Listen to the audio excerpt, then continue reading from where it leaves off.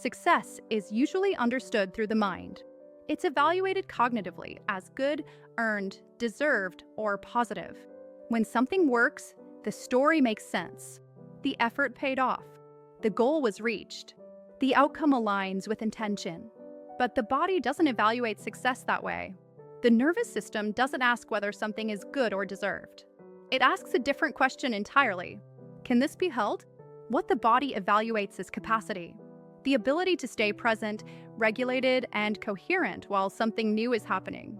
That includes intensity, visibility, responsibility, speed, change, and success often brings all of these at once. This is where a mismatch can occur. Achievement can arrive faster than the nervous system can integrate. External conditions improve, more money, more opportunity, more recognition, more freedom, while internal regulation hasn't yet adapted to the increased load. The system is suddenly asked to contain more stimulation, more demand, and more uncertainty than it's used to. From the outside, everything looks better. From the inside, the system hasn't reorganized yet. And when that happens, the body doesn't relax. It mobilizes. This is why people often feel unexpectedly uneasy after things work. Not panicked, not consciously afraid, just unsettled. There may be restlessness, difficulty settling, a subtle edge of vigilance, or a sense that something is off, even when nothing is wrong. This experience is frequently misunderstood. It's labeled as self-sabotage, fear of success, or an inability to enjoy good things. But none of those descriptions are accurate. What's actually happening is much simpler and much more precise.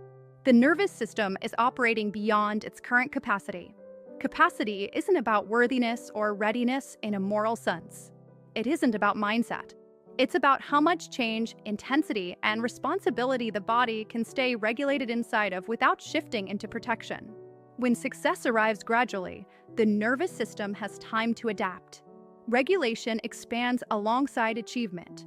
The system learns, somatically, that increased output or visibility is survivable.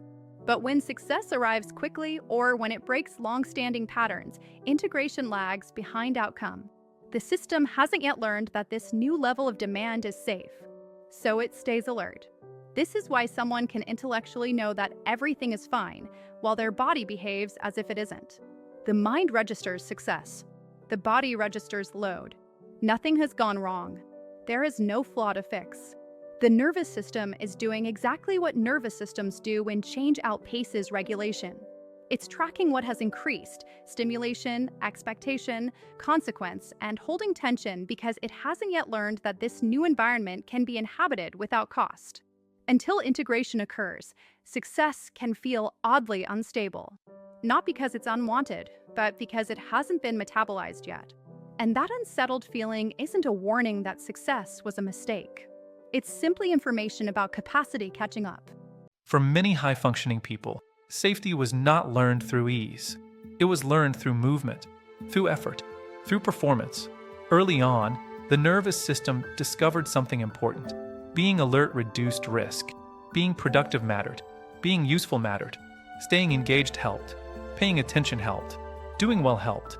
Over time, those states became associated with safety, not because they were calming, but because they worked. Pressure wasn't experienced as a problem. It was familiar. It provided structure. It gave the system something to organize around.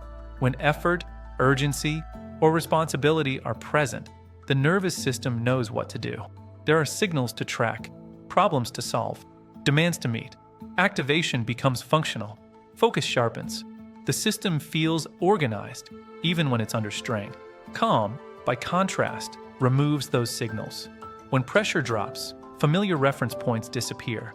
There's no immediate task, no urgency, no clear direction of force. For a system that learns safety through engagement, that absence can feel disorienting rather than soothing. This is why calm doesn't automatically produce relaxation. Instead of settling, the nervous system scans. Scanning isn't anxiety in the psychological sense. It's a physiological behavior. The system is looking for orientation, something to respond to, something to organize around. Without pressure, it doesn't yet know how to rest. This often shows up after success. The push that kept the system structured is gone. The urgency that provided coherence has eased. The system is no longer braced against effort, but it also hasn't learned how to be still without losing orientation. So it stays alert. This is why high-functioning people often feel more stable while busy than while at rest. Productivity, deadlines, and responsibility provide a familiar rhythm of activation. Calm removes that rhythm before an alternative has been learned. Importantly, this isn't a personality trait.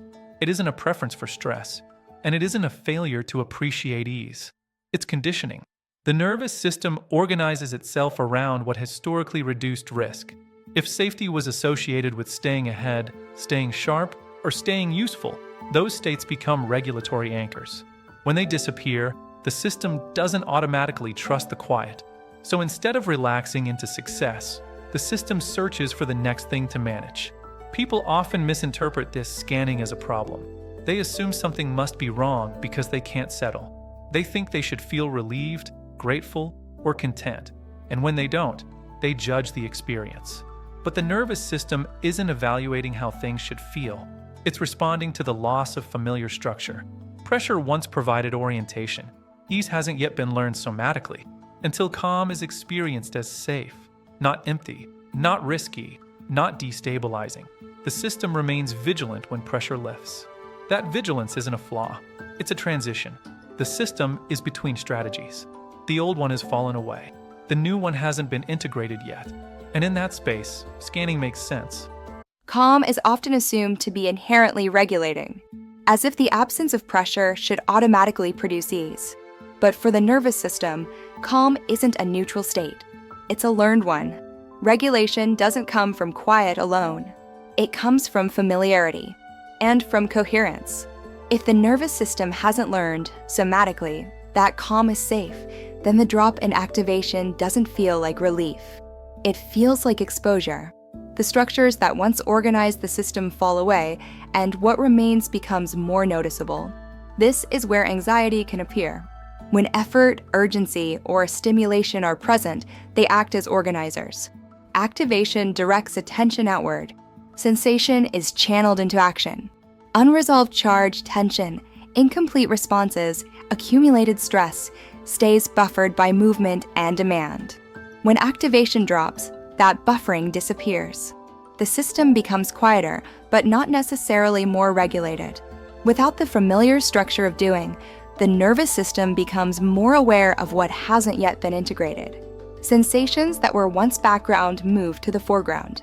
This is often misinterpreted as something going wrong. People assume calm is creating anxiety, but calm isn't the cause. It's the context in which unresolved charge becomes perceptible. Anxiety, in this case, isn't a warning signal about danger or failure. It's a sign that the nervous system is recalibrating without its usual scaffolding. The system is adjusting to a new baseline and hasn't yet reorganized itself around stillness. There's no external threat. There's no internal mistake. There's simply more internal signal available to be felt. This is why people sometimes feel more anxious on vacation than at work, or more restless after achieving a long-term goal than while pursuing it. The drop in activation reveals what effort once contained. Importantly, this anxiety doesn't point forward. It doesn't predict a problem. It reflects what's already present. The nervous system is sensing unfinished physiological responses, tension that never resolved, mobilization that never fully discharged, vigilance that hasn't been turned off yet. Without movement or urgency to organize around, those sensations don't disappear. They surface. And because the mind associates anxiety with threat, it tries to interpret what's happening. It looks for a reason. It searches for meaning. But there may be nothing to explain. The body is simply learning something new. How to exist without pressure. How to stay coherent without pushing. How to orient without urgency. During that transition, anxiety can feel paradoxical. Calm creates more sensation, not less. Stillness amplifies what movement once muted. This doesn't mean calm is unsafe. It means calm hasn't been integrated yet. Until reduced activation is learned as non-threatening, the nervous system responds with vigilance. Not because something is wrong, but because old strategies are no longer available. Anxiety here isn't a message to act. It's a phase of reorganization. The system is recalibrating in unfamiliar territory without the structure it once depended on and slowly learning how to settle without being held together by effort. Enjoyment is often expected to follow success automatically, as if once something is achieved, ease should arrive right behind it. But for the nervous system, enjoyment isn't the first response to change. Integration is. Before something can feel good, it has to feel safe to inhabit. The body needs time to catch up to what has already happened. Not cognitively, somatically. It needs to register the new level of demand, visibility, responsibility, or freedom, and reorganize around it. Until that happens, success can feel strangely neutral or even uncomfortable. This lag is frequently misinterpreted. People assume that if success doesn't feel good, something is wrong with them. They question their gratitude. They question their motivation. They question whether they even wanted what they worked toward.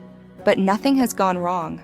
Comfort trailing behind achievement isn't a failure of appreciation or mindset. It's a sign that integration is still underway. The nervous system doesn't immediately trust change, even positive change. It assesses stability over time. It looks for consistency. It monitors whether new conditions can be sustained without cost. Until that assessment completes, the system remains partially mobilized. This is why people often describe feeling flat after success, or oddly detached, or unable to relax into what they've achieved. The system is still orienting, still learning the contours of this new environment. Enjoyment requires a settled system, a body that no longer needs to scan, a nervous system that has reorganized around the new baseline. That comes later. Integration isn't about maximizing pleasure or amplifying positive emotion. It's about making something livable. Success introduces more than benefit. It introduces intensity, more contact, more consequence, more unpredictability. Before those elements can be enjoyed, they have to be tolerated without triggering protection. This is why regulation isn't about making success feel good. It's about making success inhabitable. An inhabitable success is one the nervous system can remain present inside of, where the system doesn't have to brace, perform, or stay vigilant to survive it, where the body can exist without constantly managing the outcome. Until then, enjoyment is premature. The absence of pleasure isn't a problem to solve.